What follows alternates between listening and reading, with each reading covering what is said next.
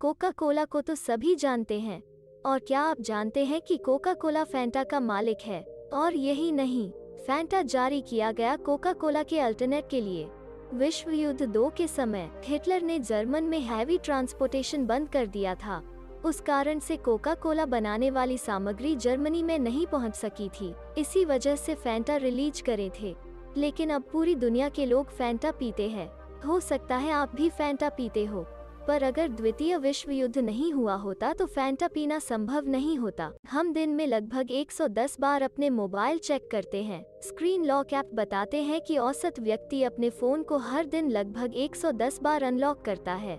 इसके अलावा peak unlock करने का समय शाम 5 बजे से 8 बजे के बीच होता है, क्योंकि बहुत से लोग अक्सर अपने मोबाइल को हमेशा और हर जगह अपने पास रखना पसंद करते हैं। कभी कभी जेब में रखते हैं, टेबल पर बैठकर खाना खाते हुए भी साथ रखते हैं।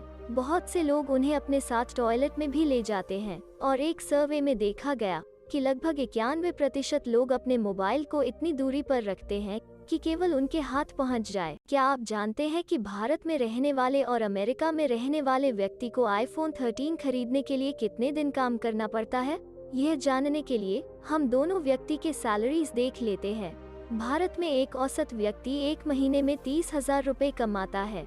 वहीं अमेरिका में एक व्यक्ति $3,600 कमाता है और नॉर्मल आईफोन 13 की कीमत 90,000 रुपए है।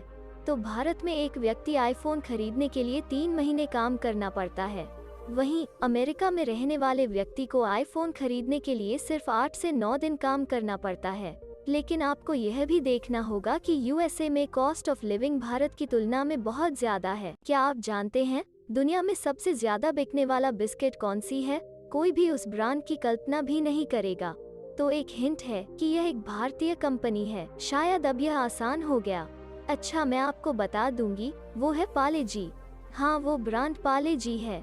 आप सोचते होंगे कि पाले जी केवल भारत में ही पॉपुलर है, लेकिन नहीं, पूरी दुनिया के लोग भी पाले जी खाते हैं, क्योंकि एक दिन में पूरी दुनिया में पाले जी के 48 करोड़ पैकेट बिक जाते हैं, यानी एक मिनट में 8,000 पैकेट। क्योंकि इस 5 रुपए के पाले जी ने सुबह के नाश्ते से लेकर लंच तक अपनी जगह बना ली है। वेस्लीन के आविष्कारक रॉबर्ट चेसब्र, उन्हें अपने उत्पादों पर इतना भरोसा था कि वे हर दिन एक चम्मच वेस्लीन खाते थे। यह बहुत अनकंफर्टेबल है, लेकिन उन्होंने ऐसा वहां के ग्राहकों का विश्वास हासिल करने के लिए किया था और यह बताने के लिए कि जब आप इसे अपनी त्वचा पर या अपने होठों पर लगाते हैं तो यह आपको किसी भी तरह से नुकसान नहीं पहुंचाएगा।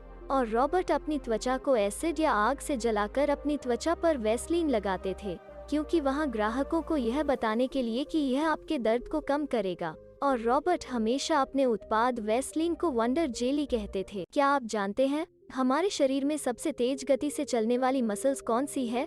वो ऑर्बिक्यूलिस ओकोली है। यह हमारे पूरे शरीर में सबसे तेजी से काम करने वाली मसल्स है, जो हमारी आंखें बंद करने और खोलने का काम करती है, यानी आंखें झपकाना। क्योंकि हमारी आंख 1 सेकंड के 10वें हिस्से में खुली और बंद हो सकती है, इसलिए ब्रेन के बाद यदि पूरे शरीर में कोई सबसे कॉम्प्लेक्स अंग है तो वो है हमारी आंखें। क्योंकि हमारी आंखें 2 मिलियन से अधिक मूविंग भागों से बनी होती हैं और एक एडल्ट ह्यूमन 1 मिनट में 12 बार अपनी आंखें खोलेगा और बंद करेगा। आंखों का एक और फैक्ट यह है कि हमारी आंखें लगभग 10 मिलियन अलग अलग रंगों में अंतर कर सकती हैं। क्या आप जानते हैं जेफ बेजोस एक बार एलियन बने थे? जेफ बेजोस अब दुनिया के सबसे अमीर आदमी हैं, लेकिन आप जानते हैं वो एक बार एलियन भी बने थे। यह केवल कुछ ही लोग जानते हैं कि जेफ बेजोस ने स्टार ट्रेक में एक्ट किया था, जो 2016 में रिलीज हुई थी। उन्होंने उस फिल्म में एलियन की तरह एक छोटा सा रोल किया था, जैसा कि आप अपनी स्क्रीन पर देख सकते हैं। अभी बनी सबसे ऊंची इमारत बुर्ज खलीफा है, जो 830 मीटर ऊंची है। लेकिन क्या आप जानते हैं कि इमारतों की लिमिट क्या हो सकती है? थियोरेटिकली कोई लिमिट नहीं है, क्योंकि वैज्ञानिक यहाँ तक कि अंतरिक्ष लिफ्ट बनाने की बात कर रहे हैं, जिसकी ऊंचाई 1 लाख किलोमीटर हो सकती है। लेकिन हमारी टेक्नोलॉजी से अब हम 4 किलोमीटर ऊंची इमारत बना सकते हैं। उसका बेस 6 किलोमीटर तक हो सकता है और यह बुर्ज खलीफा की ऊंचाई से 5 गुना ज्यादा है और इसकी कीमत $1.4 ट्रिलियन एस्टिमेट किया गया है। इसमें 1 मिलियन लोग रह सकते हैं। क्या आप जानते हैं इजराइल के पास बहुत अच्छे डिफेंस मैकेनिज्म है? ये डिफेंस मैकेनिज्म ऑटोमेटिकली उस देश में घुसने वाले हवाई जहाज, रॉकेट या मिसाइल को हवा में ही तबाह कर देता है। यह पटाखे जैसे दिख रहे लाइट्स जो आप देख रहे हैं वो मध्य हवा में दुश्मन की मिसाइलों का विनाश है। आयरन डोम सिस्टम 2011 में आया था। तब से यह इजराइल में प्रवेश करने वाली 24,000 मिसाइलों को खुली हवा में नष्ट कर चुका है। इस सिस्टम में 3 मुख्य घटक हैं। एक रडार डिटेक्टर जो यह पता लगाता है कि कोई मिसाइल, रॉकेट या हवाई जहाज अंदर प्रवेश कर रहा है या नहीं। 2 कंट्रोल सेंटर, यह ऑटोमेटिकली कैलकुलेट करता है कि क्या यह घुसने वाली मिसाइल या रॉकेट किसी पॉपुलेटेड एरिया में घुसकर नुकसान पहुंचाने वाली है या खाली जगह में जा रहा है,